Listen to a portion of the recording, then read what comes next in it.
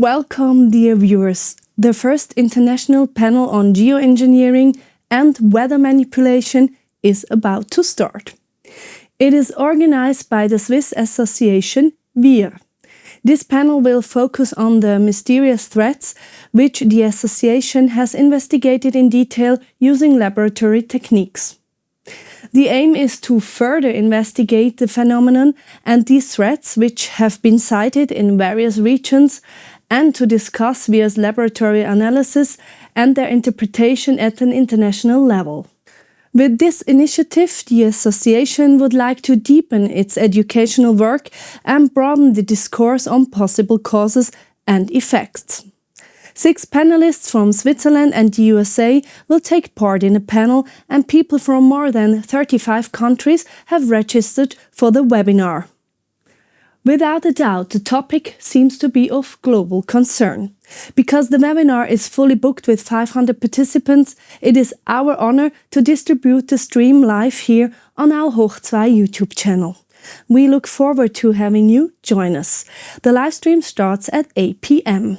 A small note for our German-speaking viewers, ein kleiner Hinweis für unsere deutschsprachigen Zuschauer. Wir werden uns nach dem Livestream um eine deutschsprachige Übersetzung oder Untertitelung bemühen. We wish you an insightful and enlightening evening. Please hold on, the livestream is about to start any minute. Your Hoch2 team. Well, hello everyone.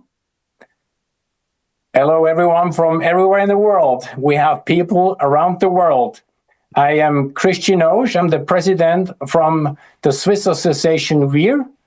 I'm right here in Switzerland, and I am most excited. I'm also very honored to have this fantastic group of people here that make up this panel, the international panel, for our first international geoengineering and weather manipulation live webinar. I am really proud being able to announce that we have webinar participants from 37 countries. But then in addition, we have now 6 live streams that are allowing up to 154 nations. In other words, people from over 150 nations around the world follow us live. That's exciting. Pretty much people from every single time zone around the world. As I shared with you, we have this webinar coordinated. We had this idea together, right, Reinette? Yes. Come to this. We're thinking about how we get more traction around the world about the issues on hand. So this webinar is designed to educate, inform, and also inspire action in regards to geoengineering environmental concerns. I think each and every one of us has various experiences and also skill sets that we have, and hopefully we can inspire each and every one of you with tonight's information that's being shared. This panel discussion focuses on scientific evidence, expert insights, but also potential solutions. That's very important because we have people that will follow us, and later on we have people that will watch this that are greatly concerned about what's happening in our space. The Q&As, we will have questions we will answer to. There's more questions than we have time for, but I think for anyone that is going to follow us going through this live webinar, that will have probably most questions answered as we go through this. Each and every one of us will do our best to allow for those questions to be answered. This theme of geoengineering, weather manipulation is extremely, extremely complex. So we won't have time to address every single thing, but I think with the next steps that we will take, it will definitely continue further research, especially with our joint collaboration around the world. And this grassroots movement is not just starting here, it's going other places. We 6 individuals are not in a position to solve this issue. I think all of us are required to give our best. And we will definitely do what I can do here from our platform here in Switzerland is to address the situation with more webinars, additional panels. And with that, I don't want to lose more time and allow for each of those panel members to introduce themselves and give the short background. Reinette, Senum, may I please you? Thank you so much, Christian. I appreciate it. So hello, everyone. My name is Reinette Senum, and it's really lovely to be here with our esteemed guests today. And of course, as Christian said, we will have other panels with other perspectives as well. So hold on for that later date. I have been very involved in community building for about 25 years. I'm a two-time council member and a two-time mayor in a small Northern California town. I have been engaged and calling out geoengineering for nearly 20 years. And I have been very much focused on rebuilding community, rebuilding and expanding legacy ranching and organic farming and so on, and ensuring that we have clean watersheds and so on. But the truth of the matter is, as I've been watching the weaponization of our skies over the years and the decades, I realize that it does not matter if I'm out there working hard to save the salmon or save the redwoods or save the children if we're all being sprayed like bugs. And so I have spent my whole entire life always trying to make the world better than we found it. And I have always been very dedicated in going down and lobbying down in Sacramento, California, creating telecom legislation, as well as ordinances here in my own town. But once again, if we do not reclaim our skies, then as I've been working towards a 7-generation principle, which is every decision we make today should serve 7 generations from now, 7 generations will not have the planet that we have today. So I really thank you, Christian. Thank you, everyone, for making this opportunity for us to come together and address this most serious issue. Thank you. Reinette, appreciate it. Dr. Anna, you're next. My name is Dr. Anna Maria Mihalcha. I'm a trained internal medicine physician with a Ph.D. in pathology. I run an integrative medical clinic, and I started researching the COVID-19 biological weapons of mass destruction and found that there's a chemical overlap to the polymers as well as the toxic metals that are being sprayed in the skies. I've been doing collaborative research with Clifford Carnicom, and the concern is really that, exactly as Reinette said, that there's been a tremendous loss of species, that if our biosphere is being bioengineered and transformed in this technocratic transhumanist agenda, none of us can survive. So to me, this is an extinction level event. It has that kind of an acuity, and I do what I can to expose what is happening with the findings in the live blood as well as other research, and I'm honored to collaborate with these esteemed scientists. Thank you. Thank you very much. Appreciate you to have you in the panel, Anna. Marvin Herndon, please. Most of my scientific life has been disclosing Mother Nature's secrets. In 2015, I began disclosing deep state secrets. I published the first scientific article disclosing toxic coal fly ash as the main component of chemtrails. Since then, with a very few very capable colleagues, I have disclosed the extent of human and environmental health consequences of coal fly ash chemtrails. Thank you so much, Marvin. Great to have you tonight out of California. Hans-Jörg, please. Hello, good evening, everyone. My name is Hans-Jörg Greta. I'm a chemical engineer. I'm already retired, I suppose, as Marvin as well. I'm still working in a small company, and I was in my professional life with the biggest company, chemical company worldwide, responsible for the analytics in Switzerland. I kept anyway a very strong connection to my hobby. It was infrared spectroscopy. And how came I across with red? With the threads, very simple, once a day. I phoned to Christian, and the next day he sent me already the threads for analysts. So I was very simply involved, and as you may later on see, heavily involved, and that stays, I think, for the future as well.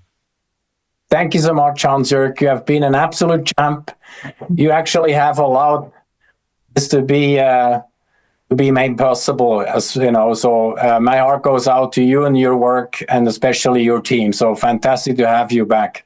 Thank you that you say that. And I would also join the team. I have my former co-workers and other connections because of my former position in the management. I have good connections to analytics, people in the environment here. Thank you, Hans-Jörg. Philipp Zeller. Yes, hello everybody. I am great to be on board here.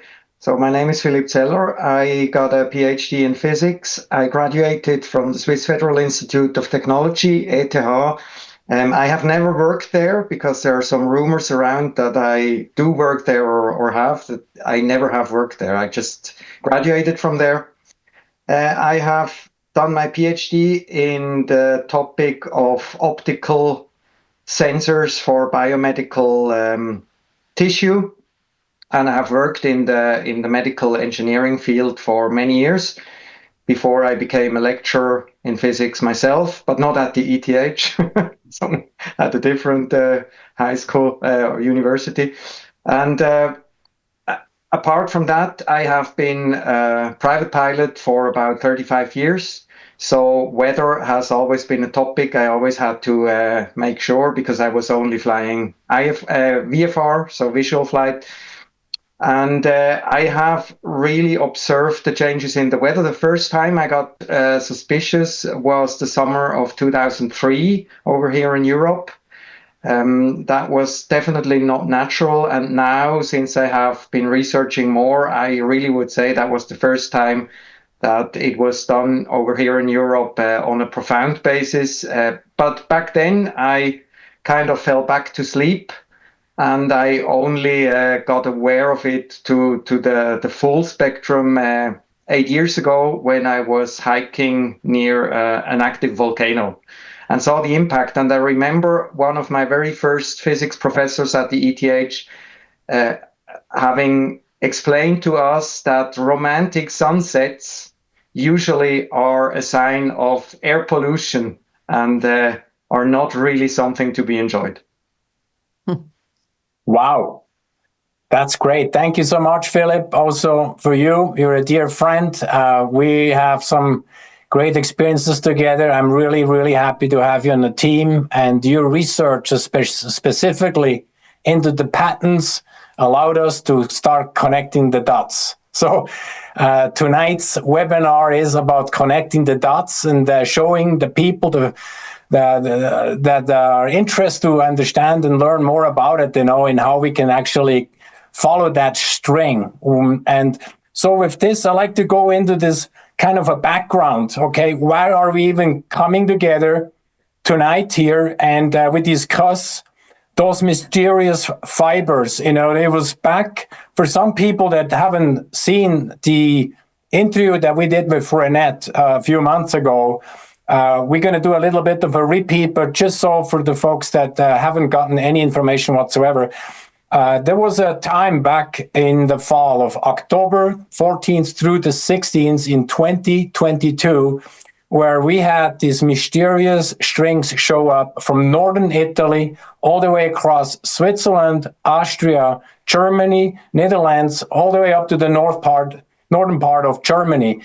So a lot of people start asking us in our, nonprofit platform what this is, and you know how it goes. People start talking, and even I went and walked into those strings with my wife when we did a little hike, and so it felt different. They were sticky, really sticky, and they behaved just different than normal spider strings. So that brought me to discuss this with Philipp. And we discussed various things, what this could be and whatever. So I went to a lab near Bern and had this thing checked out. I wanted to find out what it is. And we got those lab reports back. And once we got that back, we discussed this under us. And we recognized that we probably didn't get the actual full disclosure on what it is. So that brought me back to Philipp. And we discussed the situation, and we knew that he had some pattern work that allowed to figure out for us that if these strings were whole, there was a hole inside, hollow inside, that we could actually verify technology, as you found, Philip, in those patents. So I then discussed this situation with Hans-Jörg here in Switzerland, and he then was such a great fellow, and he accumulated his team, and he says, we're going to look at this, we're going to find out, we're going to get to the bottom of this. This is, we did this starting in November 2022, and literally 22 months later, we came to the actual results. All the way along, we got more and more results, but then after 22 months, we made it public what we found. And I can assure you, with everyone that's following us tonight, we're not done yet. The research continues. Some additional results are coming out, but we have plenty for you to find out what we have identified in those analyses. Hans-Jörg will give us the details of that today, and then you as well, Philip. So thanks again for your awesome work. There's various reasons why this lab work took 22 months. We're a nonprofit organization, and we can only do these things, obviously, with memberships and donations. So we do depend on getting support from everyone else out there, because our problem is that the government is not doing its job, okay? It would be the government's job to protect us from stuff that we will talk about. So this lays on us people, nonprofit organizations, and also alternative media platforms. We're supported tonight through Hoch 2 TV here in Switzerland. Plus, we have other great folks, alternative platforms around the world. On our website, we can go and find out all about it. We will make this all public. But it's important for everyone that follows this webinar to know that we depend on everyone out there, because the government, the media, the politics, and the governments, they just don't support us. And so we know we're onto something when they don't want to support us with our work.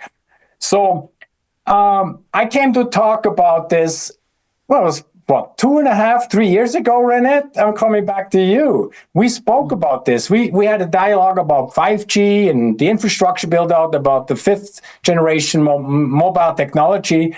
And then I talked to, just on the sidelines, that we got some crazy stuff going on with those strings. We have no idea where it's going. But Reinette, you and I got into a dialogue, we had an interview, and you always kept, hey, well, what's up with those strings? Do you have your results yet? And I had to put you off for 22 months. Now, I'm asking you, Reinette, was it worth it, the wait? I knew it was. I knew that you were fastidious with your research. I knew that you had pulled together a superior team.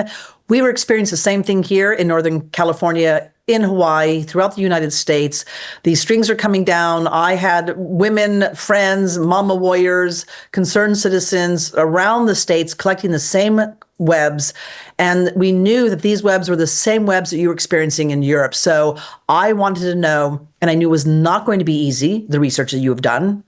But I knew that what you were experiencing was exactly what we're experiencing here, and it is an international threat. So it was worth the wait, yes. Yes, and actually our collaboration brought us to this point that we're actually connecting the continents, the people around the world, because we can do a lot of heavy lifting. I think we've shown and proven that. But for the next step, and that's what we're going to talk about, Reinette, what the next step is. And obviously, everyone that's going to follow through this recording here or the live version tonight are going to get an idea of what it is that we have found out. Now, we did file a criminal charge. In other words, I personally filed a claim through the public prosecutor here at the federal level, because I tried to have dialogue with the Swiss government and with the federal council member that's in charge over the EPA, also the environmental part. They didn't allow us to actually get together to talk about our findings in the analysis, in the lab analysis. You and I have further now dialogued, and you want to tell us about the open letter you just did? Could you share maybe a little bit? Absolutely. So One of the things that we have here is a 501c3 called Gen 7, and that's regard to the seventh generation principle. And under that umbrella is Save Our Skies that we started 2 years ago. I put together this organization, this group, to advocate towards really having our agencies and our government do their job. I have been on a very big learning curve in the last 2 years. I've learned a lot between the myths and the facts of geoengineering, what it is, what it isn't, from intentional to unintentional geoengineering. Ultimately, we have also done rainwater samples, we've done public records requests, and what we've really seen is that our government is completely derelict in duty. They are not doing what they should be doing. There is not even a fox watching the hen house. So what we did was, based upon your research, it is so critical what you've done. I really feel, Christian, that this is a watershed moment. And the reason why I'm saying this is because it's one thing to sit there and point at the skies and say, oh, look at those streaks in the sky. You know, this is what's happening. We're being poisoned. But what you have is concrete. It has standing in court. This can go to the highest courts in the country, in the world. And I equate this to many decades ago when we were having the smoking ban battle here in America over smoking on airplanes. The reason why ultimately smoking was banned in airplanes and ultimately and consequentially around the world in other restaurants and bars and so on was because we could smell it, we could see it, we could feel it in our hair. It was tangible. Geoengineering is a little bit less tangible, but what you've done now is you've taken these webs that people are collecting around the world, you've studied them, it is now tangible, and this is the epitome of the weaponization of our skies. So if we can take this to the highest courts, we can take this back to our agencies and say, hey, look, this is how weaponized our skies have become, that we now have dangerous toxic webs falling out of them. And you're not even noticing, you're not even testing, you're not paying attention. So what we did is we took the information you had, and I wrote and composed an open letter to Donald Trump, new U.S. president, Secretary of Defense Pete Hegseth, Secretary of Health and Human Services Robert F. Kennedy Jr., and Director of National Intelligence Tulsi Gabbard, and other federal officials. And what I've done essentially is basically said, we have a national security threat going on right now. We have toxic airborne threats and weaponization of the U.S. airspace. And we need immediate need for action against the threat of toxic airborne threats and airspace weaponization. And we go into all the specifics, including all of your research as well, the nature of the threat. These are not naturally occurring. They contain hazardous chemicals and metals. They're carcinogenic. They have benzene derivatives and ketones and other histamines and so on, and that they present an imminent danger to public health and are potentially linked to military or experimental activities. Then I go into the different violation of U.S. laws and federal obligations, the Clean Air Act, the Chemical, Biological Weapons Control and Warfare Elimination Act, prohibition against chemical weapons, the Posse Comitatus Act that we have here in the United States, which restricts unauthorized military activity within U.S. borders and demand federal intervention against domestic threats. And also it violates international law obligations, including the Convention on the Prohibition of Military or any other hostile use of environmental modification techniques, which is known as NMOD. And so then essentially we go into the fact that there's two other things that need to be enforced, and that is that, believe it or not, here in America, weather modification activities are actually allowed, and believe it or not, that U.S. human subjects are actually allowed to be tested upon from the airways. I could go out there and literally spray mRNA vaccines for research, do not have to let you know, do not have to get your consent or knowledge, and it's perfectly legal in America. That needs to be changed. So this essentially is a failure to act. It's a breach of duty. And we're calling upon the EPA, which has now been disbanded by Trump. So we're going after the Department of Justice and their environmental department. We're going after the Cal EPA, which is the California Environmental Protection Agency, and also the Department of Defense, as well as the FAA. And we have now also petitioned for a ruling, which we're sending to them. It's the first steps to ultimately take them to court if they do not do their duty. They have completely failed, and not only failed, but they failed for about 60 years now. That's how long it's been, 60 years. That's just amazing. Well, I don't think we need more motivation, right? No, we've got it all. We got it all. Well, thank you so much, Reinette. It's absolutely my pleasure. to be working with you. You have been absolute darling in regards to making yourself available, as we had various communications under us to be able to actually organize all this. You have activated your network. We're networking now together. And since we can't get anyone to listen to us here in the Swiss government, okay? So our strategy here, Philipp and Hans-Jörg included, is to go and start the wave in the United States with all you guys together. So since Donald Trump and his administration is making lots of waves worldwide, good, bad, I really don't care, right? But for us, it's important right now. Everyone is listening what's going on in the United States and how it's affecting everyone around the world. So we may, okay, have a chance there, and we're going to use our network. You have access to certain people in the administration. I do too. And somebody here in the group, doesn't care who it is, maybe someone has an ear for what we have. And we need to get that going as fast as we can. And you have launched legal actions. We have launched legal actions here.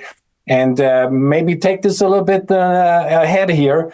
But our strategy here in Switzerland is that anybody who is going to come across the strings, of course, right now we have winter. It's a little bit harder to find the strings because they blend in really well with the snow.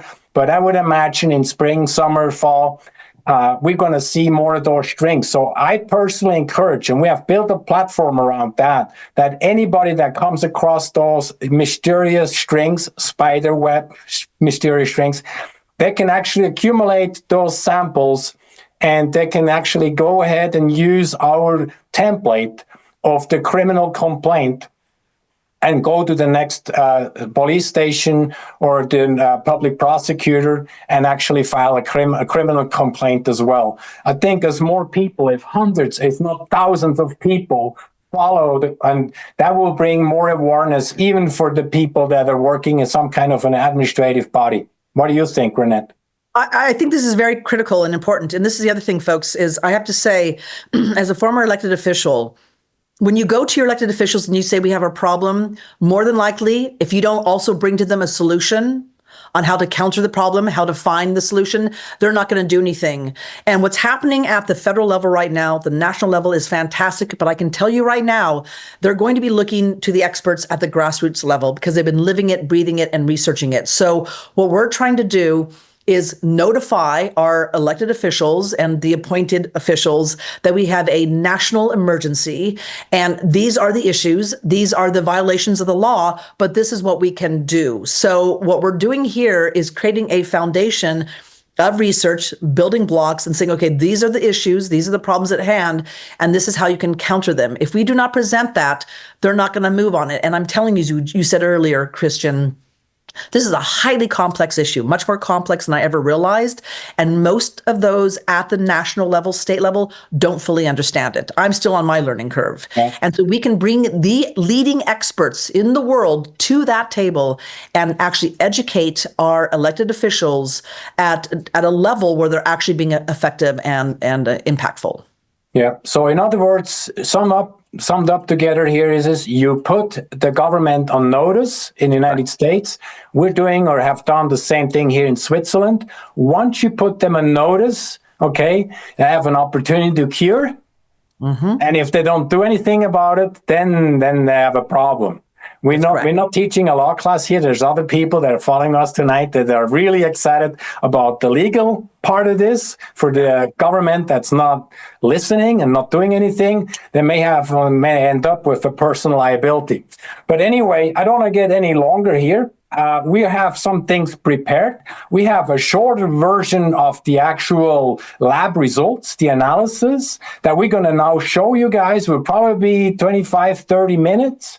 Hans-Jörg Grether, he will actually go ahead and share this with us. So I'm going to put this up on screen.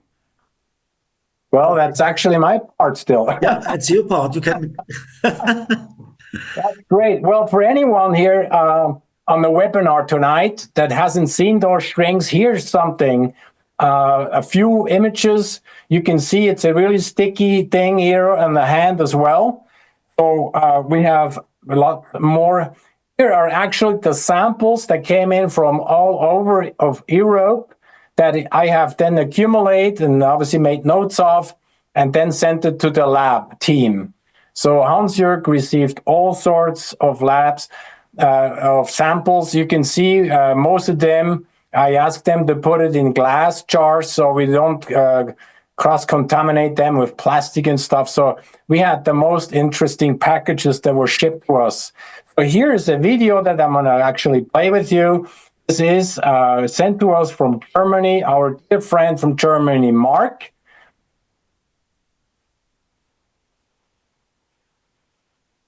I know you can't hear the sound, but you can see those strings. This is nothing like from a spider. But we have one more here. He's going to take it in his hand. You can see in his hand, the behavior in his hand is very strange. So they're just kind of blowing the wind here. And now he's touching it with his hand. Very famous hand, Mark, I know. Yeah, it's funny. So now, just about there. So anyway, this is just what the human eye can see.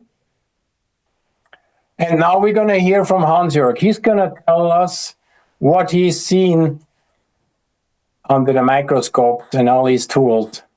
Okay.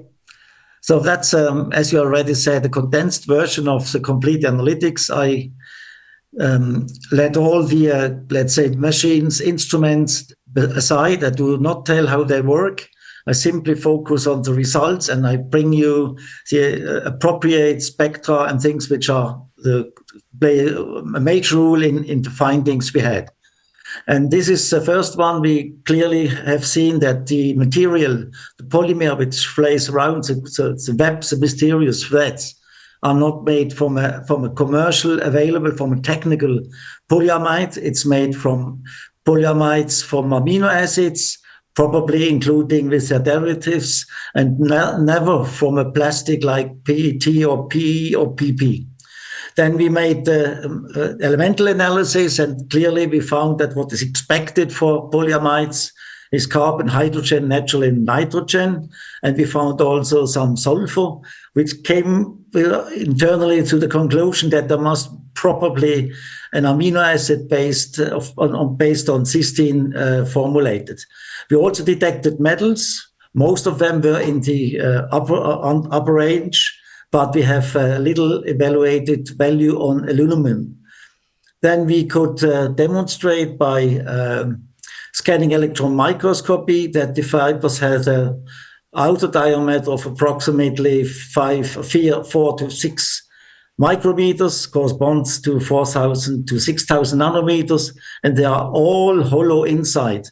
Diameter approximately 1 or 2 to 3 micrometers.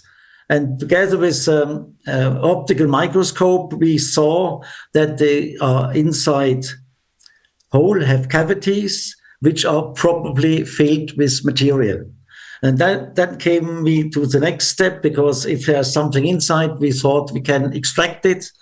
And I did extraction with pure solvents, organic solvents, 99.99 purity. And what came out was later on analyzed with FTIR, GCMS, and we got a very broad range of chemicals which are saturated, unsaturated, cyclic, monomeric, aromatic hydrocarbons, including benzene derivatives, ketones, and so on. And starting research about toxicity of these substances, and we found the GHS hazard labeling. That means Global Harmonized System of Classification and Labeling of Chemicals, which is a worldwide standard for every chemical which is registered. And then we got answers like highly flammable, causal, hazardous, corrosive, highly toxic, and so on. Next slide, please. This is an overview, short overview of the GISS labeling. You see always the red rhombus, which is filled with a sign about the toxicity or about the warning or danger. And you see it range from highly toxic, means the skull. Is there corrosive, can attack your hands, can attack your skin, can attack every surface. It's harmful to health, even maybe can cause cancer. It's hazardous to water. It attacks maybe aquatic organisms like fish or insects, and it's highly flammable.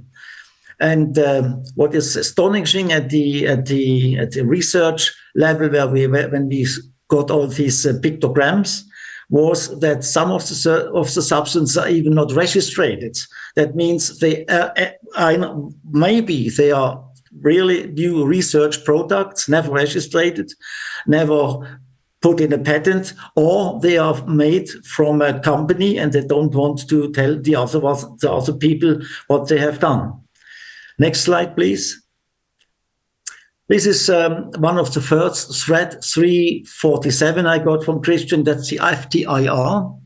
And you may see a curve with, we call that absorption bands, curves with numbers on top. That's the labeling of the wave number. And regarding as a spectroscopist, these figures, you can clearly say, well, that must be a polyamino amide or an amide, because the two major bands you see in the middle, around 6000 and 5000, are typical for such substances. And they're the only and indicative proof that this substance is there and is not really anything else. Next slide, please. And then, because Christian declared already, the first analysis was given to a lab, and the finding was it's polyamide. It's a natural polyamide type nylon. And then I didn't believe that, because if I look at the figures and you see now all the forms is different in the so-called alkyl vibration region. It's bigger, it's stronger. And if you compare it, next slide, please, in the so-called fingerprint region, you see the details.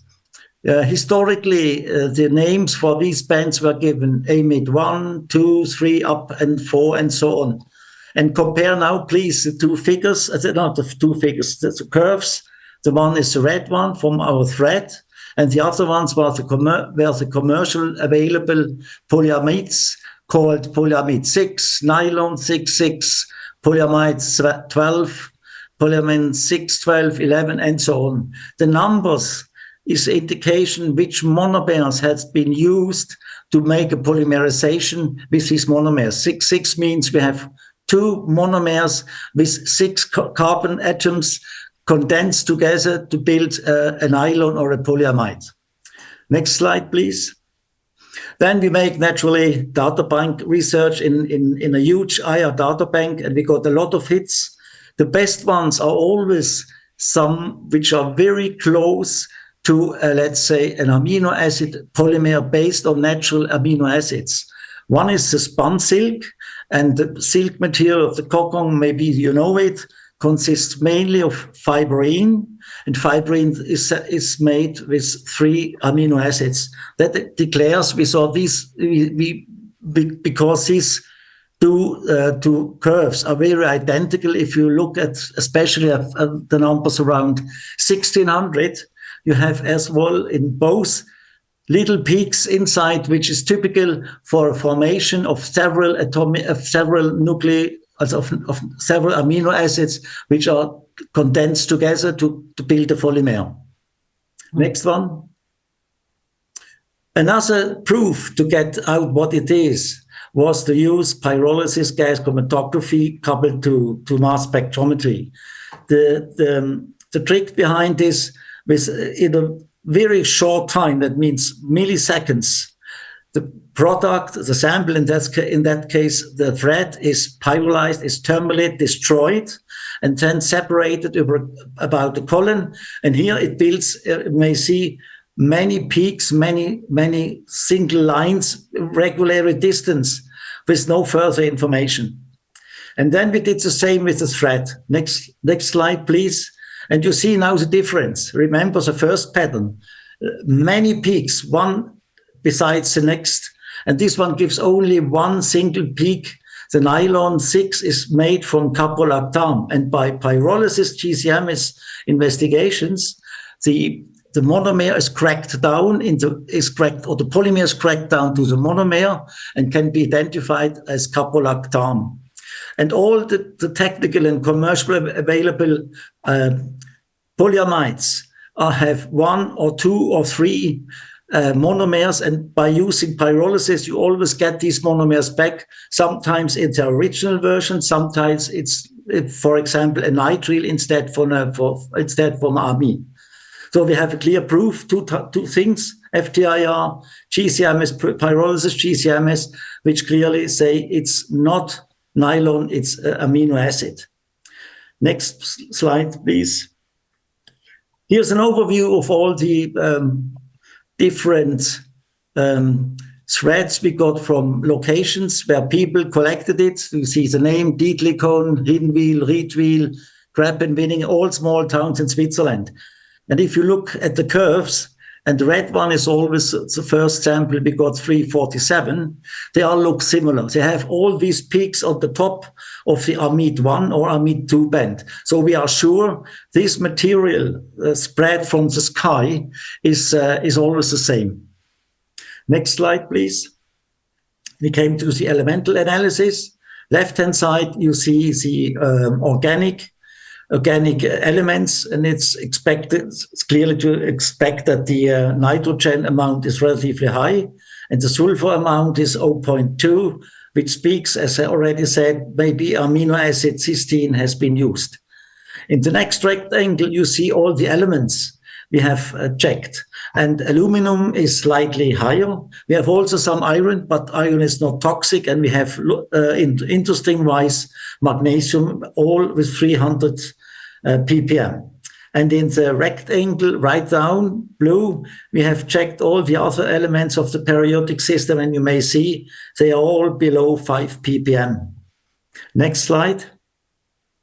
This is the first picture we made with my optical microscopy. We used embedding material paraffin wax, and then with a rotary microtome instrument, we cutted slices for slices till we reached positions where we clearly can see the fibers.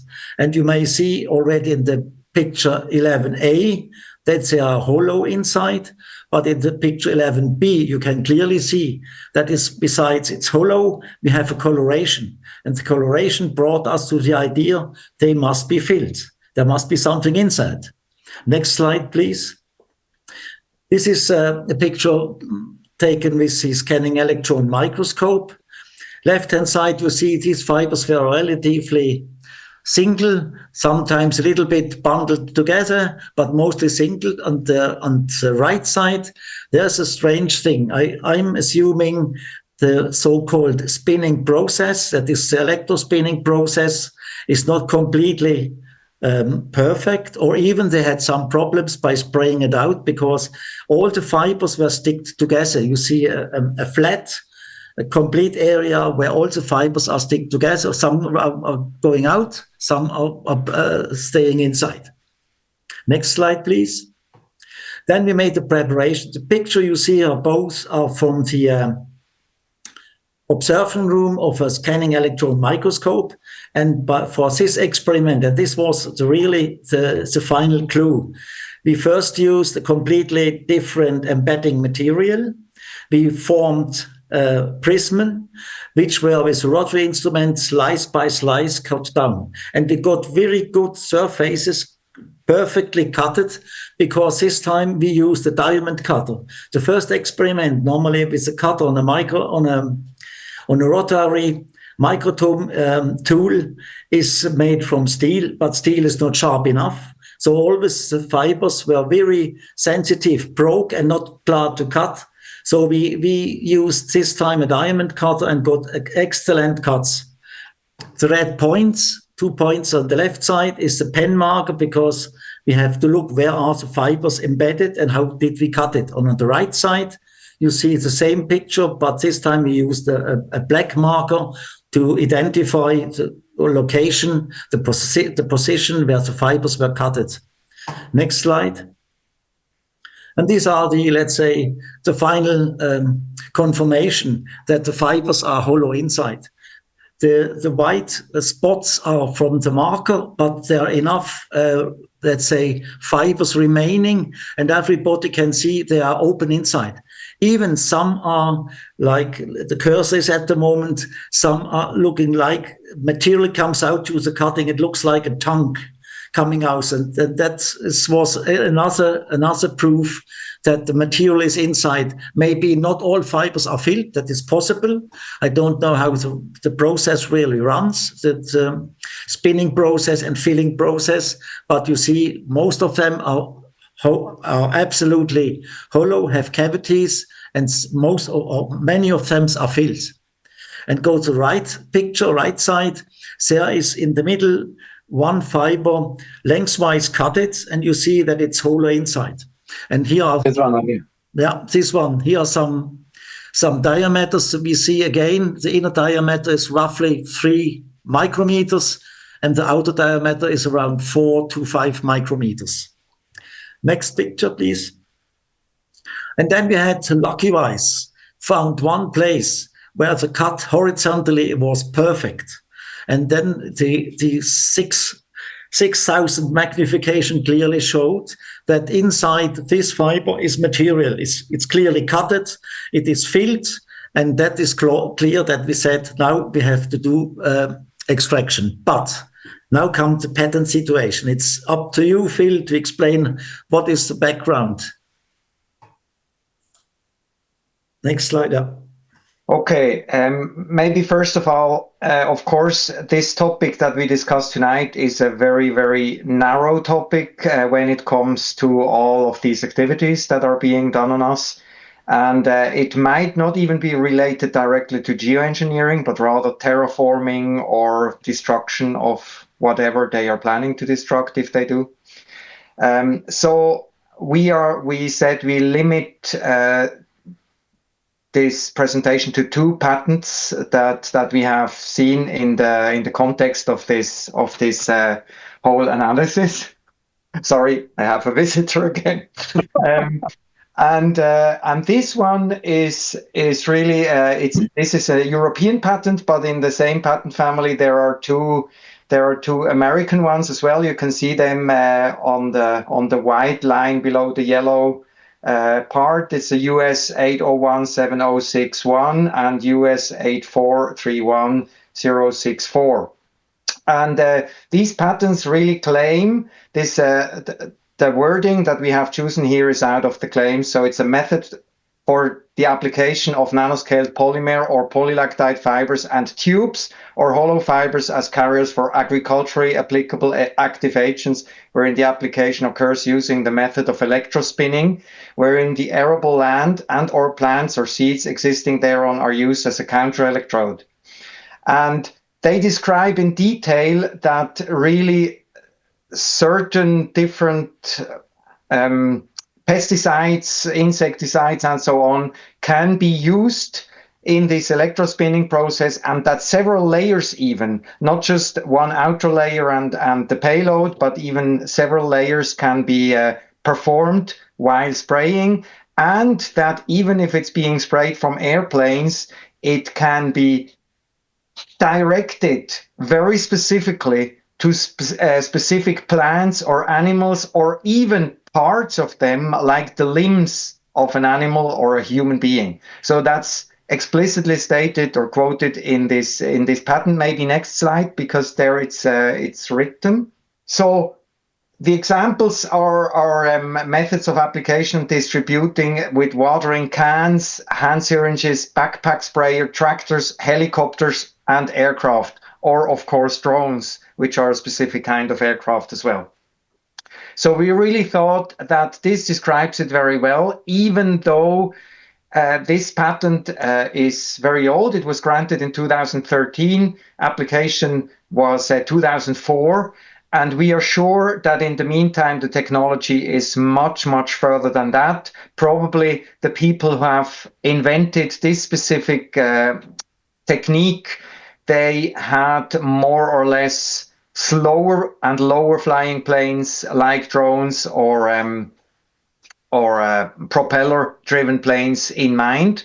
But we are sure, and we have seen evidence that this has been further developed. What is interesting in this context to mention is that patents are often used as so-called proofs. I don't fully agree, because you always have to see if a patent has been granted and if after the grant it has been upheld by paying the fees for the patent, because then there was an interest for commercially using the invention. If it's just an application, it's definitely not a proof that something really has been done. Nevertheless, I would like to mention very briefly a newer application that I have found like 2 weeks ago by a Swiss company doing geoengineering. The company is called WeatherTech, so the name says it all.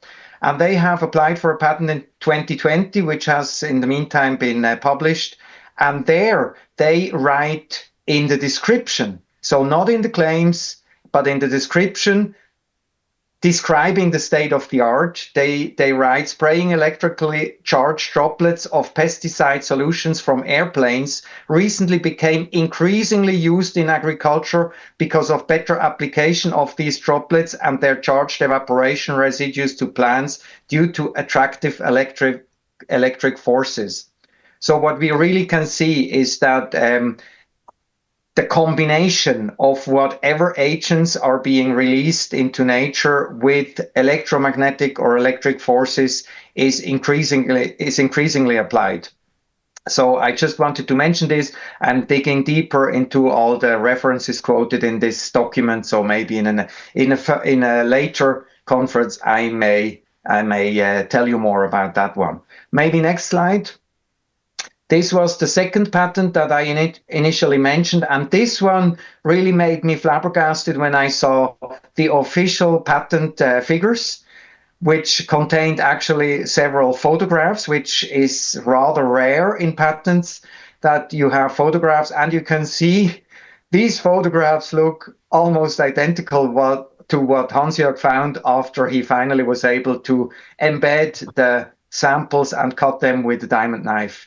It was really interesting. And the patent is really from the same field. Figure 1, the one on the left side from the figures, is a schematic representation of such an electrospinning apparatus as it can use in airplanes. And the right side is as said, scanning electron micrographs of these hollow fibers. So, and that's even an older patent, which was applied for in 1999. Excellent. Thank you so much, Philipp. Excellent. We're going to come back and use Hans-Jörg for the next part here, because now we're getting into the nitty-gritty.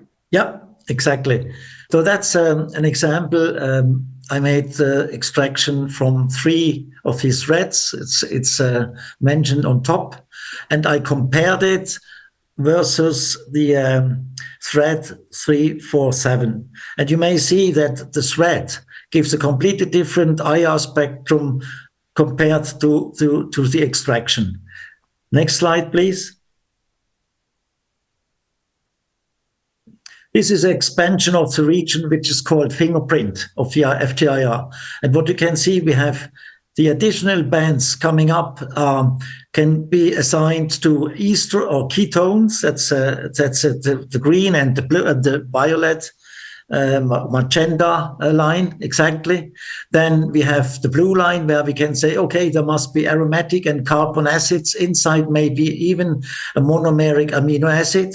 And we have also clearly seen there must be ether inside the extraction. So compared again, once again, to the thread, completely different picture of extract versus thread. Next slide, please.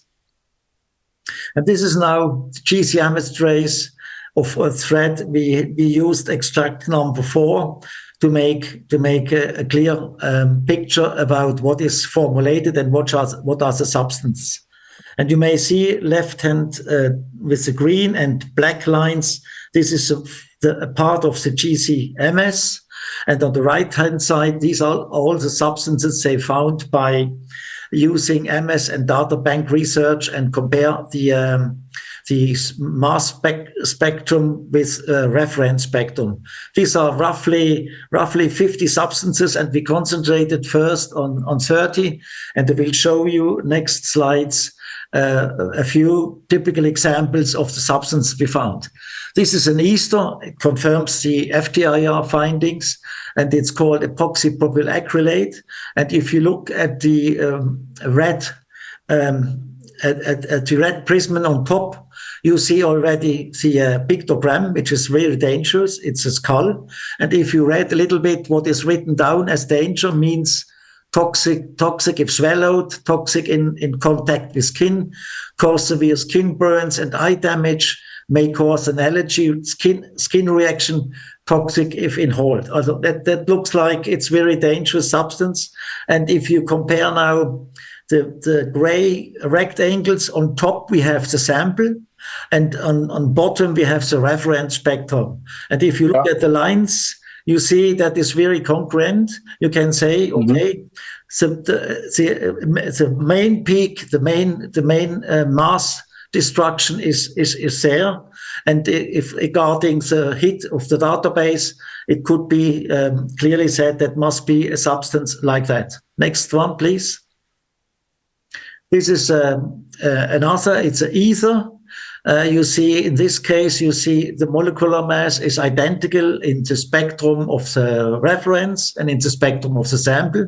And the astonishing thing in this case is this substance is known, but there is no GHS labeling known because nobody has data evaluated. So we don't know how dangerous is this substance which is spread around. Next one. Here we have a very typical ketone. Regarding Cas number, we found an SDS, which had a number of very toxic pictograms. You see corrosive, acute toxic, irritant, and flammable. And if you look at what is a precautionary statement or prevention, you see what you have to do if you come in contact with that. If on skin or hair, take immediately all contaminated clothing away, rinse skin with water shower, wash contaminant, get medical advice or get medical attention. So you can say that's a very toxic substance. Next slide, please. Here's one is very interesting. Another one, it's an ester again. And we can see that both reference and sample spectra are nearly identical. And if you try to find something out, you found in PubChem, NIH in USA is registered, but no SDS found. And if you go to the European chemical database, ECHA, we're always looking at the Cas number. Cas is the chemical abstract selected number, which is identical for every substance, every chemical substance worldwide and registered. And the European database had no results about that, had nothing inside. So it's a more or less unknown substance. Next slide. Here, once again, an ether. Again, we have very toxic symbols, especially the skull. It's always the same, and the picture from sample and reference look very identical. Next one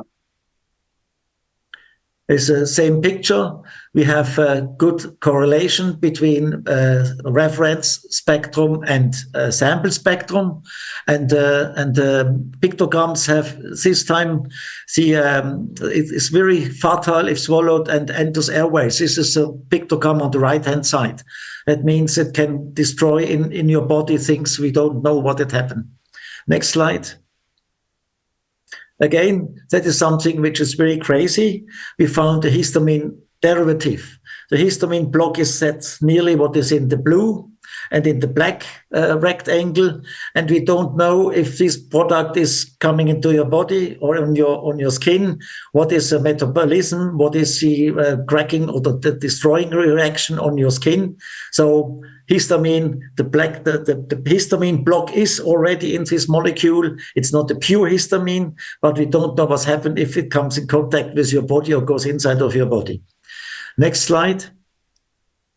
Here I have with the first aromatic benzene derivative. The spectrum is clear. It's this one described as dimethylbenzene. And looking at the pictograms, the red rhombus, you see again danger, irritant, and very dangerous. Next slide. Another aromatic benzene derivative. Here we have again, let's say it's a full bunch, nearly full bunch of pictograms about toxicity.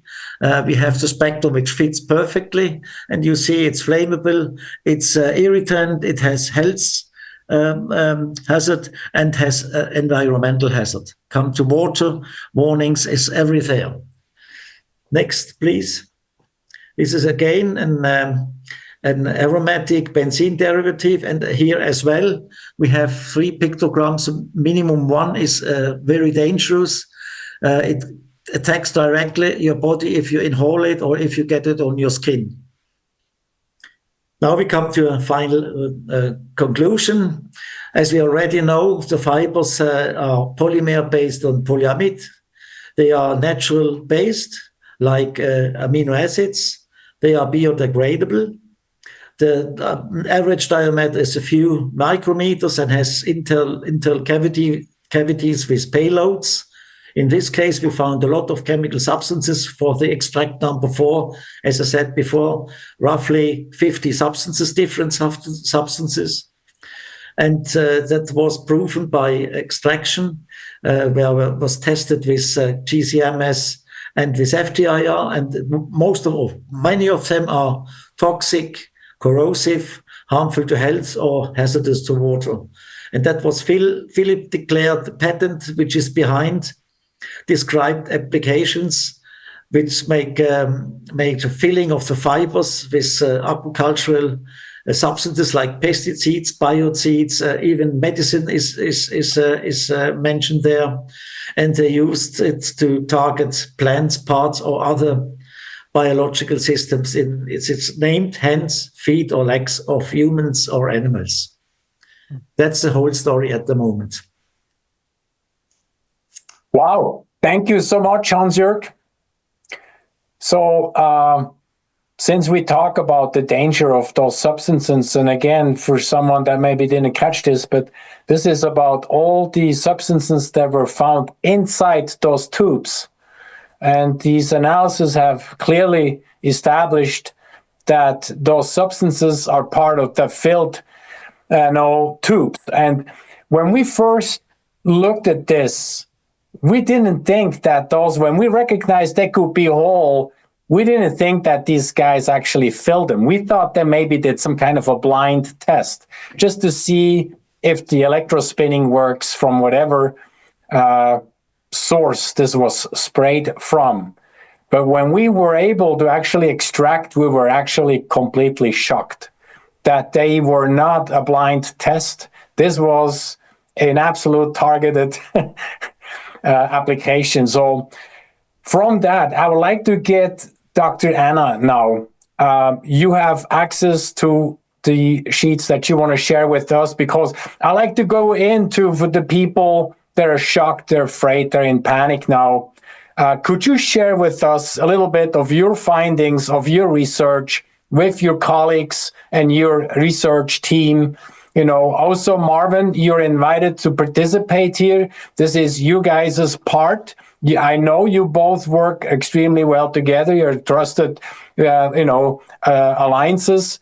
Dr. Anna, please come out and tell us what you have found out. So my concern as a researcher is about the findings of the human blood. I look at dark field microscopy of live blood samples. And since in the post-COVID era, there have been an enormous amount of polymer filaments that have been found. And I started correlating that with the research of Clifford Carnicom, for example, who for 30 years also found Morgellons from geoengineering. And what happened is I'm showing here a filament in unvaccinated blood, and you see exactly what you showed. There is a hollowness inside of it that looks like the fiber is actually a delivery device for something.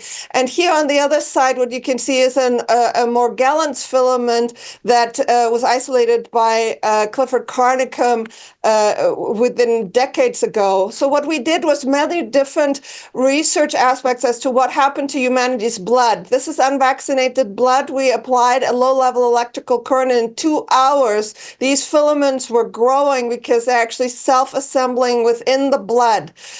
What we then found, we did near-infrared spectroscopy on the isolated filaments from the human blood, and found very similar chemical signatures to what was presented. So what you can see is a lot of halogens. We did find vinyl alcohol, polyamides, polyenes, which is polyethylene, polyethylenes and polyethylene glycols, silicone, sulfur. And so the concern is what exactly is happening to the blood. This was a study that we did on near-infrared spectroscopy of COVID-19 vaccinated and unvaccinated blood. And again, we found the methyl groups, the polyenes, polyamides and amide polymers.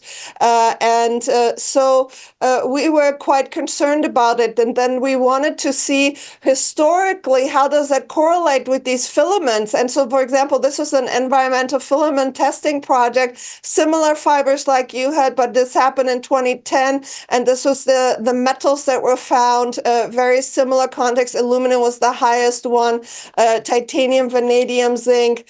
And so Reinette had sent me some of the spider filaments. I also looked at those under the microscope, and some of the fiber aspects certainly looked similar to what we see in the blood. I correlated this also with the microplastics literature, because the microplastics have been now found even in Antarctica, and the signatures, for example, are very similar to what is now being found in human tissues. So, for example, this recent study of the human brain, a plastic tablespoonful of microplastics in the human brain in autopsy found with polyamides, nylon, polypropylene. And the question is, where is this all coming from? The scientists are saying it's degradation products from plastics. However, if you look also at the geoengineering patents that also discuss polyethylene, for example, as a weather modification polymers, there's also overlap there. Dr. Hildegard Stanninger, with whom I very closely work, a toxicologist and advanced nanotechnologist, she analyzed the Morgellons fibers as well as the polymers that were within people that were also self-assembling nanotechnology and microchips, and there was a lot of chemical overlap. She also found polyamides and polyethylene. I am a certified chelation practitioner. I pull out heavy metals out of people, and what I want to show here is Dr. Herndon. He wrote many research articles about the coal fly ash, and it was found that when it was put in distilled water, the 38 elements were actually within this, the particular toxic metals: aluminum, antimony, arsenic, barium, beryllium, cadmium, lead, mercury, nickel, thallium, and uranium. So if you see what I pull out of people, you can see exactly that: extremely high level of aluminum, antimony, arsenic, barium, beryllium, lead, uranium. And all of these metals are synergistically toxic. They cause accelerated aging. They're carcinogenic. They cause heart disease, arteriosclerosis, dementia. every aspect of endocrine disruption. And people are experiencing accelerated aging and turbo cancers, which is not just due to the deployment of the COVID-19 biological weapons, but also, in my mind, due to what we are inhaling on a daily basis, including all of the chemicals and unregistered chemicals that Hans-Jörg just discussed. We also did analysis of blood of wild animals. This is the blood of a squirrel.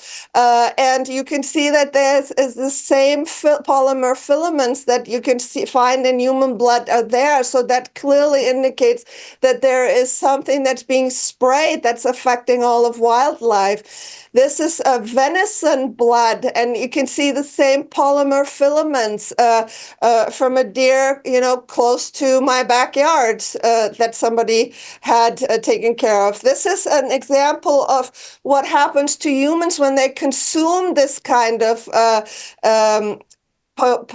contaminated animals. So these were grass-fed beef samples, 3 of them that I looked at, of an unvaccinated beef, and they had all of these different polymers in there. And the owner that had butchered them to use for the family for food was on a carnivore diet, and this is his blood. And in terms of the polymers and how they are actually destroying the blood and replacing it with polymers, I have done experiments of if you just draw 30 milliliters of blood now, even of unvaccinated people, and let it sit overnight, there is a polymer, plastic, rubbery-like material that develops. This is a rainwater analysis microscopy. You can see these purple filaments, and this is what I see in human blood. Nothing in the human blood should be purple or neon pink. And so my question as a doctor is the danger for humanity, the fact that we are all contaminated, that we're inhaling this stuff, that this is causing illness. It's a depopulation weapon, and that it needs to be addressed as an immediate public health threat and further evaluated. And I also want to say that there was a study in 2012, a French analysis of similar filaments. They found DHP, endocrine disruptors, endocrine challenges and disruption are seen now ubiquitous in so many people, and they found many other toxic synthetic compounds within it. So this has been going on for a long time, and people need to take it serious. And with this, I'll turn it over to Dr. Herndon. Well, there's even more of a problem than Anna is mentioning. The infection or infestation of the body from these aerosols, it's more than just the fibers. Coal fly ash, for example, is composed mostly of spheres. Now, there's a researcher in England, a Dr. Barbara Maher, who studied the brains of people who have died of Alzheimer's. And what she found was that there were crystalline magnetite. Magnetite is Fe3O4. She found crystalline magnetite, which is produced in the body, but in the brains. But she also found spherical magnetite, which comes from outside, which is characteristic of the fly ash. So the what we're breathing, it comes every possible way into our body, through our eyes, through our skin, through our ingestion, and it's just about everything that's toxic, and we're in a real problem. Now the question is, why are they doing this? This was over a period of about 10 years, publishing scientific articles, mostly about chemtrails and the medical effects of them. Frequently, editors and reviewers would ask one question: what is the legality? How is it that this is occurring in Switzerland, in the US, in Canada, in Australia, and other places, and no one will say anything? What is the legal basis? And then one day I discovered, someone mentioned INMOD, which is an international treaty called the Convention on the Prohibition of Military or Hostile Use of Environmental Modification Techniques. Well, by the name, that's something anyone could sign on. And in fact, it was entered into force in 1998 and now has something like, I want to say more than 90 countries are signatories to that. Well, it's one of the few conventions or international treaties that is not quite described accurately. Most treaties, the title says exactly what the treaty is about. This is an exception. The convention does not prohibit the use of environmental modification techniques. It sounds like it. The first article says something to the effect that signatories will endeavor not to. Well, that has no teeth. If they wanted to prohibit, they would say, shall not. But then the rest of the treaty, the second article, is a definition of environmental modification that I don't think anybody on this panel could make any broader. It even includes outer space and biota, which we're biota. Then the third article begins the real source. It's in very confusing language, but it and uses the word shall, and its signatories shall participate to the most possible activity to participate in peaceful environmental modification. Now, what is peaceful modification? Well, you could fertilize a garden with it. There's no such thing. Any large-scale environmental activity is not peaceful. But that's what this treaty is forcing countries, signatories, to participate in. Now, because in Michigan there was a dropping of material from an aircraft, that I got access to the people, their records, the articles, the Michigan Environmental Services. And what all this appears to be is little droplets of plant material mixed with salt, mixed with coal fly ash and some kind of a binder. It's like cryoconite particles, debris that sits on a glacier and melts its way in. So it's very clear that the peaceful purpose is to melt Arctic ice. But that's a subterfuge. That's an excuse for countries to allow this to happen. But they're doing a lot more. Up until about a year and a half ago, I lived in San Diego, California, for many years.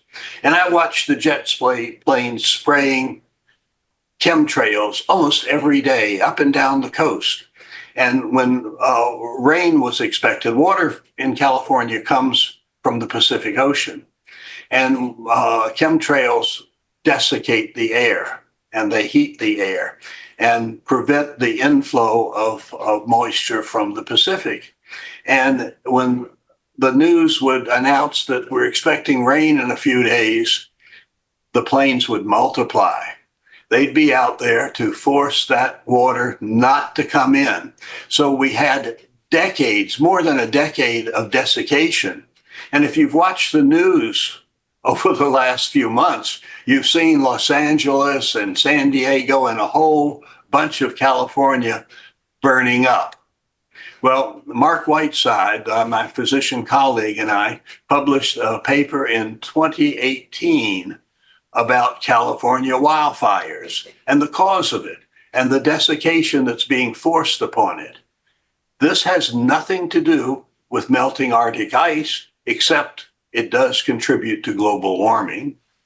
But what it is really is environmental warfare on human populations.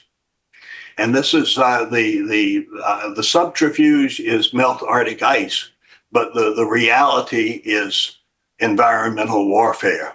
And as far as preventing this, first of all, everything is done in secret. And nobody had beforehand really understood where it comes from, because everybody gets benefits. The military, for example, gets benefits from it, and they can use it to engineer storms or cause drought on enemies or whatever. But it wasn't clear just who had the authority. But the authority comes from this international treaty. In the United States, the U.S. State Department is responsible for U.S. treaties. So that's the doorway, the entrance for just about every endeavor that it could be classified as environmental warfare. It begins in the U.S. State Department. And that's where we really need to address our issues. And every other country that's a signatory power has the equivalent of a State Department that handles that. Now, you often hear the phrase in the U.S. that federal laws supersede state laws. Well, in this instance, an international treaty supersedes federal laws if that treaty is allowed to progress via the State Department. So this is a fairly new approach, and I think that's where a lot of focus needs to be in terms of the individual countries, because this read the treaty, read it as if it's a contract. I mean, I was very sensitive to this because some of the consulting that I've done in the past, I've always written my own contracts. So I got the sense of contract law and the need to use words that are precise. Yeah. Like shall, for example, means you got to do it. Whereas endeavor not to doesn't mean anything. And the people have been tricked. I doubt if any of the signatories ever read this with thoroughness. And in fact, I've seen people who write legal opinions and analyses that this goes right over their head. I mean, this was a cleverly done document, but it's an evil document. But this is the legal basis. Excellent, Marvin. I'm going to just expand here a little bit. The Swiss government, what we showed here, the slides which you showed about that in Article 3, the Swiss government signed on to this treaty from the UN, which they started this treaty in 1976, and the Swiss government signed on to it in 1988. So 12 years later, the Swiss government signed on to it. So I guess for anyone that's viewing this, let's make sure that every one of you can research this in your own country when your country signed on to this treaty. So this is the legal basis, and this is exactly what I personally included in my claim against the federal council member. Okay, so that is very, very specific right there, because we now have the evidence with the lab analysis that they are not doing it for peaceful purposes. And that's exactly why we are all so excited on this panel, because these 22 months in the lab allowed us to get us the absolute fundamental basis for this legal claim against these perpetrators, because now we can actually have the evidence showing that they're not doing it for legal purposes. Marvin, would you like to say anything else? But for sure, I'd like to give Reinette the word again, because that, as your former politician and mayor, those are some serious things now, and the knowing who is responsible. If you say it's the State Department, we need to focus on the actual, absolutely responsible party here. Well, I just filed a formal whistleblower complaint with the Inspector General of the U.S. Department of State. Now, I don't intend to just leave it there, because what it really needs to do is to get to President Trump and Elon Musk and his team, because you could think of the State Department as a portal for all of the geoengineering that's taking place. It's all secret. Well, graphically, at one point I thought, well, it's like the head of an octopus with all the tentacles. And I thought, no, that's a terrible analogy, because octopi are very intelligent and they're nice creatures. A more appropriate representation would be the head of Medusa, with snakes going out through all the departments and so forth. And I suspect that if Elon Musk and his team, his Doge team, gets into the computers, they will discover massive amounts of fraud that's being used to pay for this and to enrich the people who are at the bottom of it. And I think that's hopefully what will be happening. We've had dialogue before, Marvin, and I'm so glad you bring this out. I wasn't sure if you're going to bring this out, but I am so glad that all the listeners that are on here with us are getting this. This is so massive, significant. Reinette, I'd like for you to say a few words here. I'm sure you're ready here, loaded, ready to go. Well, as I said before, as a former elected official, when people come to us with problems, generally you're elected and appointed officials. The agencies won't do anything unless you also present the solutions.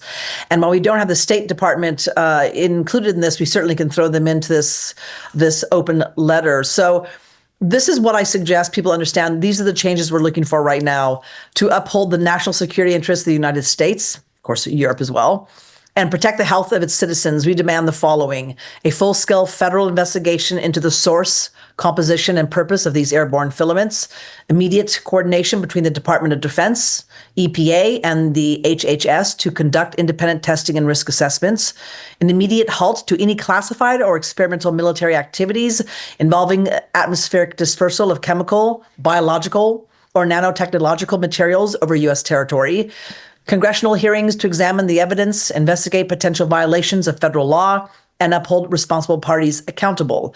Public disclosure of all existing government data on atmospheric testing, geoengineering, and potential foreign or domestic threats related to these toxic materials. And full enforcement of the 15 U.S.C. Chapter 9A to ensure that no undisclosed weather modification activities are occurring in violation of U.S. law. And then lastly, immediate enforcement of 50 U.S.C. 1520A to not only investigate, but also terminate any and all illegal biological or chemical experimentation on American citizens, ensuring full accountability for any agency, contractor, or foreign entity involved. So essentially, in conclusion, we're saying it's a present reality, that this is not theoretical. You've proven that. Our skies have been weaponized. Again, this is not a conspiracy, and it is actually a moral obligation to protect the American people from covert and unauthorized threats, foreign or domestic. And so we are asking for immediate, decisive action. This is an open letter. It is available on your platform, Christian, as you know, for people to take. It's available on my Substack, Reinette Senum's foghornexpress.substack.com, also saveourskies.org. You can take whatever pieces you want. You can take this letter, send it to your officials as well. We have the format for the whole entire world to use to their disposal. Thank you so much, Reinette. Fantastic.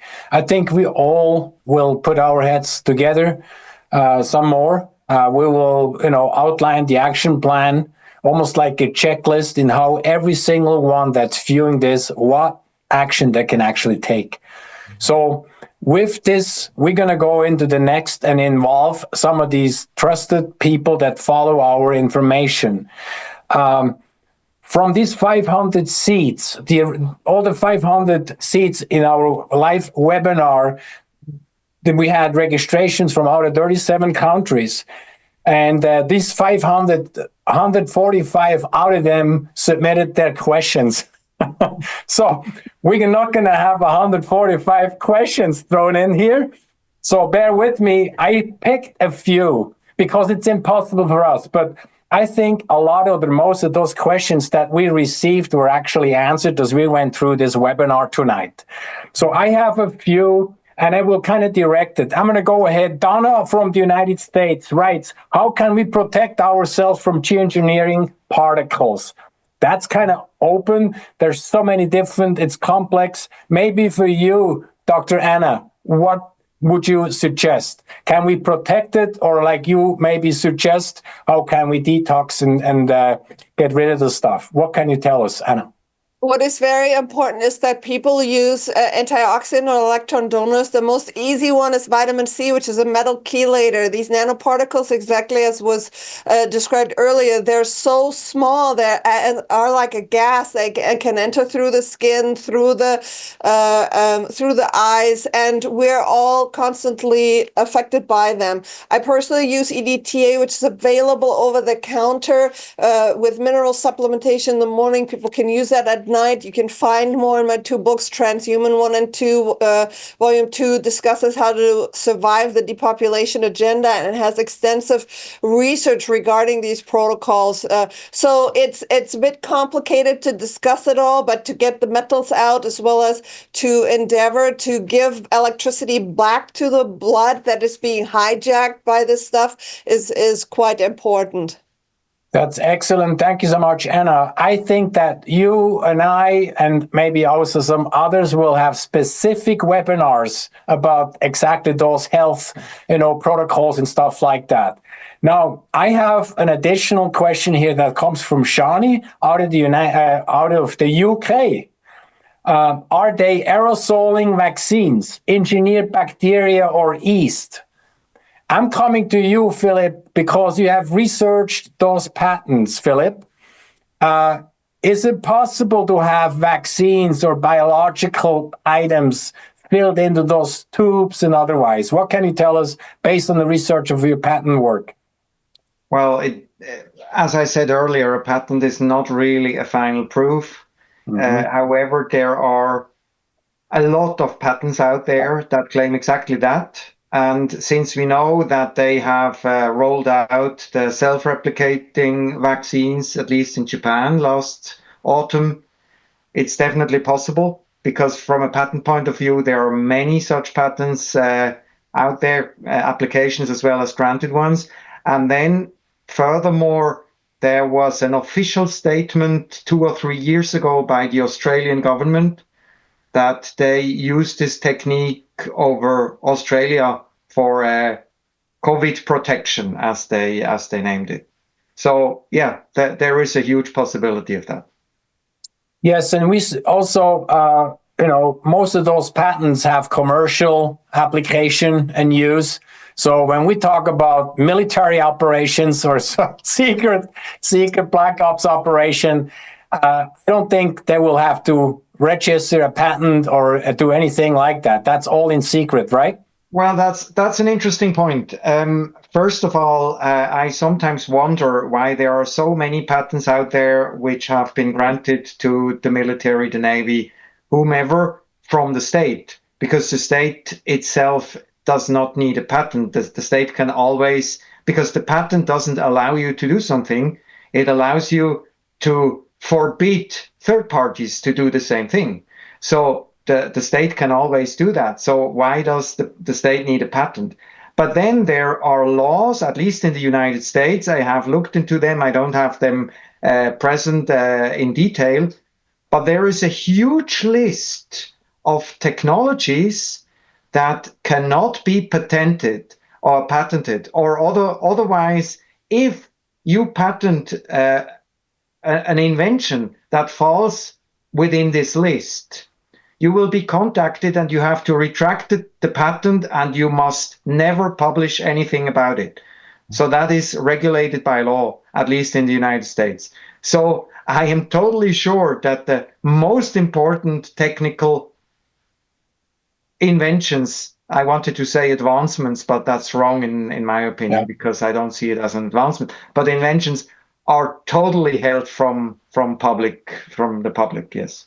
Yeah. Thank you so much, Philip. I have a next following question. Very, very interesting. It's Christy from the Netherlands that sent this over to us. Question goes, can you find lab people in each country we can bring our webs to? We have these a lot in my area in North Holland, and they float above our agriculture fields.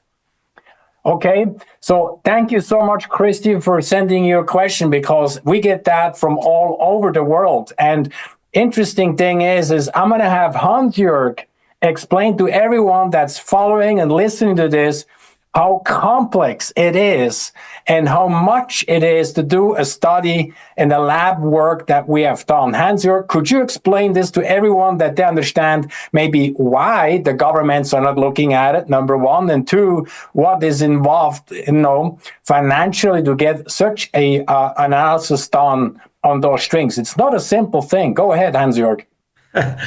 Okay, one point is that we have that you have to have quite a lot of very high sophisticated state-of-the-art instruments. And you have to combine, let's say, results from one instrument, mostly for structural elucidation, with the other one, so that you can finally get out what are the chemicals filled in the as payload in the cavity. The second one is the cost side. If you do such analysis, even it took not 22 months. It take maybe, if you can work every day on that, could be done in a half a year. So you have minimum, let's say, 3 or 4 chemists involved.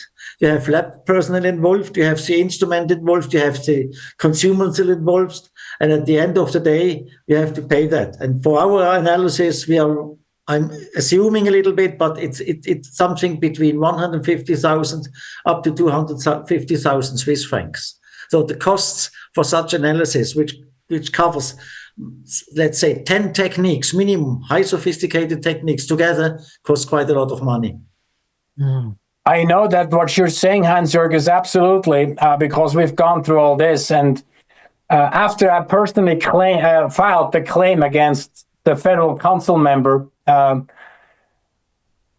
his right-hand co-worker pretty much wrote me an email and said, you know what, you have to go back down, not at the federal level, but you have to get back down to the state level. And there is a list of labs at the state level, 5, 6 different labs he rumbled off. So I said, I'm not interested in more labs. We have the lab analysis done. We're here to try to get to you and discuss the findings in the results. So, but then a friend of mine, Roger Bittel, is a journalist with his TV station. He started calling those labs for us because it's a little bit easier when he answers, does the phoning than me. But me is like, they just hang up. So we have interesting enough people that started talking to us, and one of them specifically, I'm not going to call names now, but they quoted us $240 an hour just to start looking at this stuff. And we're a nonprofit organization. We're doing this volunteer work from all over the place. And obviously our nonprofit platform, we have up to 30 people that assist us with all sorts of tasks, and they're doing it all voluntarily. Well, without people like that, we couldn't be doing all this stuff. So it's crazy. So anyway, I have an additional question here. Catherine from Switzerland. She's asking, why does the Swiss Farmers Association not care about this? That's a great question. Why aren't the farmers, all these unions and all about agriculture and the farmers and stuff, why are they not going crazy about it? Who wants to approach this? Marvin, would you like to talk about that, Marvin? Well, let me talk about it from a non-farmer standpoint first.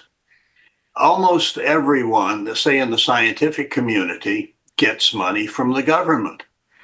And no one wants to bite the hand that feeds them. And I imagine that there's a similar thing with respect to the farming communities. That's way out of my line of knowledge. But this is true in science, for example. You would think that science, not chemtrails, just real down to earth, like what's inside the earth kind of science, that people would tell the truth. But they don't. In Europe and in the United States, in geoscience, in astrophysics, planetary science, they all stick with a storyline. And they won't dare to even mention work that brings about a challenge to that storyline, because everybody is deathly afraid of losing their money and their support. It's career fear. And this has permeated the whole community of supposedly intelligent people. So I imagine that there must be some similar mechanism with respect to the farming community. I don't know specifics. Yeah, thank you so much, Marvin. Reinette, would you like to expand on this? I'm sure you've dealt a little bit with farmers, right? Well, we have, but I don't really think farmers are that aware of what's really going on. They certainly they aren't. And one of the things that has been happening is that we are reaching out and showing them the rainwater lab results, or pointing out to the sky. Do you notice how you don't get the sunshine like you used to get? And crops are definitely failing. And there is a reason why we have these Monsanto's GMO aluminum, anti-aluminum seeds that are resistant to aluminum, is because crops can't grow now without these type of seeds. And so it's paramount. And I do hope with the confirmation of Bobby Kennedy Jr., he is taking all these topics on, and he's trying to literally make Americans healthy again. And I have no doubt that he knows that as long as we continue to be sprayed, nobody's going to be healthy. And if our soil is not healthy, if our water is not healthy, if our food or crops are not healthy, that doesn't matter what he does at that level. And so he knows, he's mentioned it many times, we've got to wrangle control of the skies. I think that's a very good analysis of that. I'm personally putting a strategy together here in Switzerland to get with the farmers. There's farmers associations, every canton. It's like equivalent to a state has those. And we have a team in the background that has been gathering all the emails of all the workers inside those bureaus and administrative bodies. So we can actually get everyone aware. And but it really, the grassroots movement has to come from the bottom up. And I see, Philip, you want to say something? Please come out. Yes, just quickly, because I know many farmers around here, because I also live on the countryside. And I do think we should not underestimate the farmers. Many of them do know what's going on, and I talk a lot to them. The problem is that the Farmers Association, at least in Switzerland, is like a representation of our political system. And that's why I want to warn you, Christian, not to go top down, but really bottom up, because all the representatives of the Farmers Association is like a little deep state. No, I agree. I mean, it really is a from the bottom up concept. So, I mean, I have two brothers, they're farmers. So I get it, and don't underestimate the know-how. Most of these farmers are very much connected to the earth. They know what's going on. And I think they're being put under duress substantially. So I think what we're going to do here, I mean, there's a few more questions, but I'm going to go ahead to this next part with you guys, because this is just, for me, it's just a great experience having you guys all here. We have said in the very beginning, it's very complex. We're not going to solve all this in one night. But I think we made the first really good step here, which is to collaborate with our friends across the ocean. So next time we may have people from South America, who knows, from other continents. But right now, since there's such a huge wave coming from the new administration, and yet we have a lot of people say, well, we can't trust these guys and this. I say, okay, we really can't trust anybody what they say, but we need to watch what they do. But I think the sore point here is that, I get this question often. It's like, why are they poisoning themselves? What's the psychological thing behind? What is wrong with these people? I mean, they're poisoning themselves. They're poisoning their own pets. They're poisoning their own children, their grandchildren. What's wrong with these crazy people? Anna, I would like for you to maybe share a few things about that, because we had a little bit of dialogue about this. So there is this movement, it's called technocratic transhumanism, and technocracy is a philosophy that says that God's creation can be augmented and taken over and evolved by humanity. And the idea is to use nanotechnology, robotics, artificial intelligence, and synthetic biology to fuse and digitize every cell on Earth. There is actually a huge library now where, because of what's being sprayed, is also, for example, smart dust. Smart dust are biological sensors that give information bits so that every living thing can be archived and its data put into what's called a metaverse. And these transhumanists, they want to fuse with artificial intelligence. And for example, Ray Kurzweil's book, The Singularity is Near, clearly describes that nanorobots will replace humanity atom by atom. Celeste Sala was a whistleblower who went to a 2018 workshop on transhumanism by the US Army. And at that time, they discussed that by 2025, no natural humans will be alive. There's many military documents, including, for example, the Army document Cyber Soldier 2050, that discusses that human augmentation and cyborgification is the goal, is happening, that the healthcare system is actually what will make people used to this concept. And if you look at the strategy of the fourth industrial revolution by Klaus Schwab, you see in the center is vaccination, and that is the core of the Internet of Body, Internet of Things. And it's all about this aspect of the desire to create transhumans and actually enter the post-human era. The post-human era means where we're no longer going to be organic, but we're going to be fully robotic. The artificial intelligence will surpass all living humans in intelligence, and ultimately they will have full control of the earth, and evolution will be guided by humans. That is the most demented, monstrous, stupid, and evil idea anybody can have.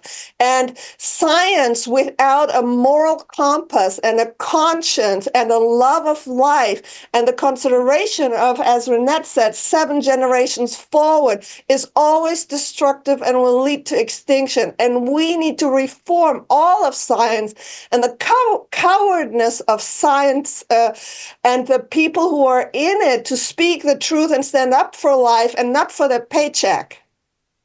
Wow. Thank you so much. You're going to lead us into the last part of this webinar. And you used one word that encapsulates it all, the word evil. That is what is happening, and it is it just says it all. Marvin, I think you're right on it. I'm going to go ahead, like I started in the very beginning. Reinette, I'm going to ask you to do your closing statements here to today's webinar. What would you like to address here, everyone that's followed us here live or done later on in a recording? Well, for many years as an elected official, I had always been asking myself, how does one measure an elected official's leadership once they're elected? What is that metrics? And I've been looking for it for a long time, and I realized I didn't have to figure it out. I just had to look back upon history. And that was the 6 nations of the Iroquois Confederacy. They had the great law of peace. It inspired our forefathers. Benjamin Franklin hung out with the Iroquois. And if you take that law, great law of peace, and the Constitution side by side, they're verbatim, except for we're talking about perpetuity, but we never really talked about that 7th generation principle. And they replaced the Grandmother Council with the Supreme Court justices. Those are the biggest differences.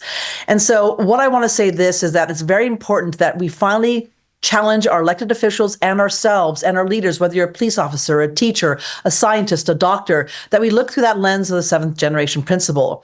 And the smallest decisions we make day in, day out, day in, we have to think through this process of, does this serve 7 generations from now, or does this take away from now?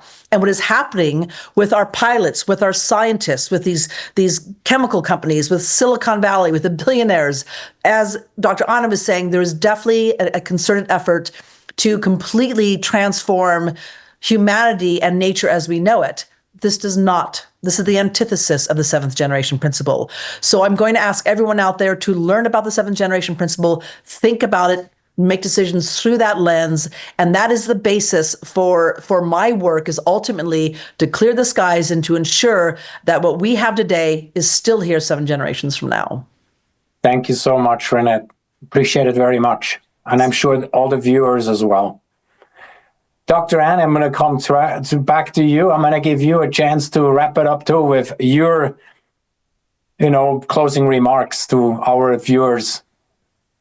I'd like to remind people that amongst human beings, we have one commonality. We want to live, we love our children, we love our families. And in that principle of survival, we can come together. It doesn't matter if we have different viewpoints, but if we can agree on this thing, that we want to survive this war, then we can work together and make it happen. We need to set our differences aside because we're running out of time.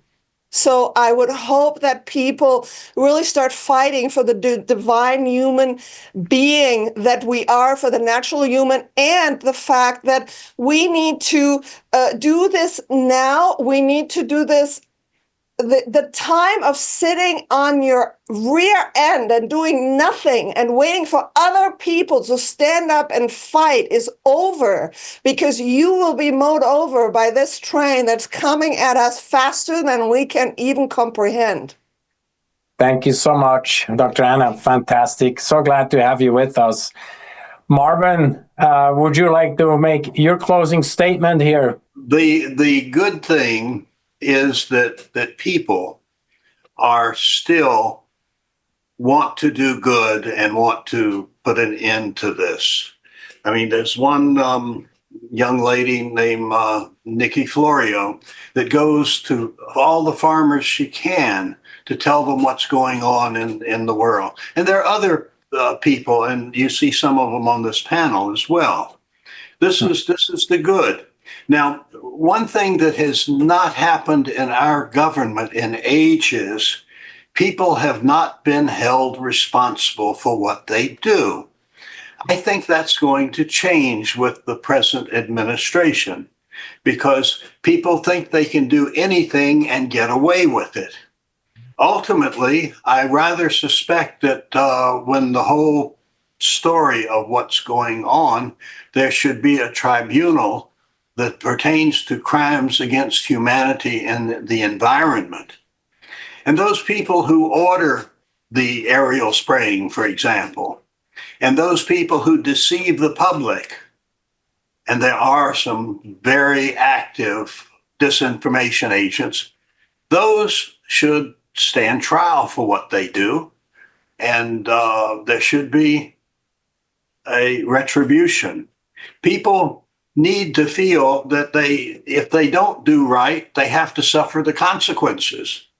And at least in the US and probably many of the European countries, they can do all sorts of horrible things and get away with it. But I'm hoping that is now, with the new administration, will come to an end. And the people who are currently contaminating the world, because what we're doing is we're destroying life on Earth. We're killing insects, we're killing birds, we're killing bats, we're killing just about all life. We're poisoning the soil, we're killing plants, killing trees. We are really into the 6th extinction, great extinction, and it's an anthropogenic extinction. And if we don't stop what's going on, well, we may not be alive on Earth. Absolutely. Thank you so much, Marvin. Hans-Jörg, I would like for you to make your closing remarks to our viewers. Yeah, as an engineer, I'm not so absolutely convinced that everybody worldwide understood what is happening. When I listen to what Anna said and Reinette, I fully agree with that, even with Marvin, that's no problem. But I see with any analysis or analytical investigation that the people who are standing behind have so much things developed. We don't even know it, what comes up to us, and we don't know what we have to do to fight against them. So for me, the first step would be to get a better end that is coming up, that we analyze or look what is coming up to understand it and inform people as quick as possible, hoping that so many people stand up and fight against that we get a chance to change the things. But we need information, we need knowledge, we need the power for the people. Otherwise, it wouldn't function. I think you're absolutely correct, Hans-Jörg. So we depend on more whistleblowers. We need to have more people within the government body that are now obviously under duress doing their daily job to have, you know, their salary, their monthly payments come to them so they can actually pay for their family and bills and stuff. We understand that stress and duress. And then there's others, they're the true total narcissists who are all about themselves, about their careers, and they're very hard to come by and go to get by. So there's a tremendous amount of arrogance in our administrative body. You know, it's just amazing what these politicians are getting away with, and these people that work for the government. And I think like what Marvin said is exactly that. We need to have them pay for what you've done. You know, we need to have these, the judicial, the legislative, and executive branches. They're all melded together, and on top of that, the fourth power, the media. They're all colluded. They're all corrupted. So we need to clearly get this thing all cleaned up. And I sure hope that with this new administration, we get some additional waves that we can ride all the way from the United States into Switzerland, into Germany, and anywhere else in the world. Now, with this, I'd like to give Philipp also the opportunity to give us his closing remarks. I would like to encourage people to do something, because I see many activities, at least here in Switzerland, for initiatives for Switzerland to leave the WHO, specifically after the new administration in the USA also has announced to do that, or maybe they have already done it, I'm not even sure. And probably this activity also happens in different countries, I don't know. But I think we should also organize initiatives and movements to quit the Prohibition of Environmental Modification Act, because you discussed it before. I didn't add something to it, but I have to say everybody should read it. It's a Trojan horse, because there is not just this Article 3 that was mentioned during the discussion before, but there's even an addendum to this Article 3 stating explicitly that it can be in contradiction to international law. And this really makes it a Trojan horse. Thank you, Philipp. It is a Trojan horse, absolutely is. Well, we're at the end here. I would like to just state a few things. Our website is Verein WIR.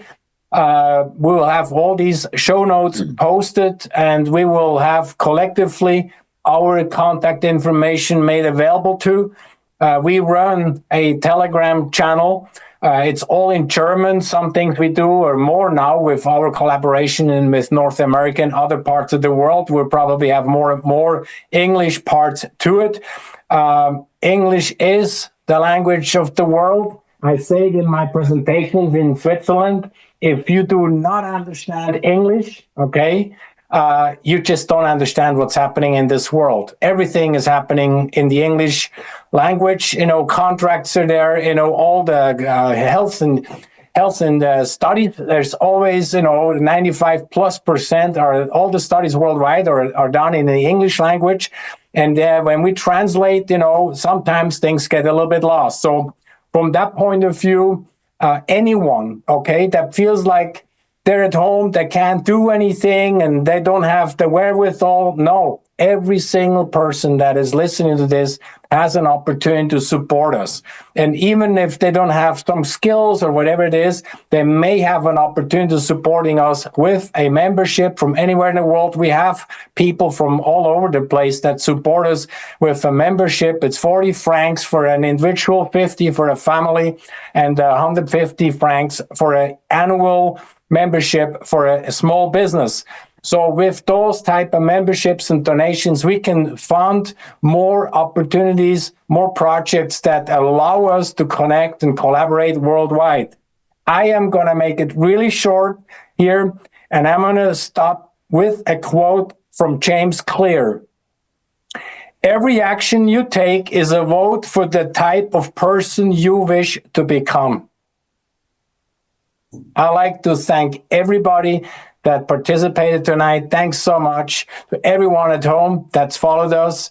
Please help us share this information anywhere to anyone you can. Send it to your local, regional, or national politicians. Let's make a wave all over the world. With that, thanks to everyone. God bless.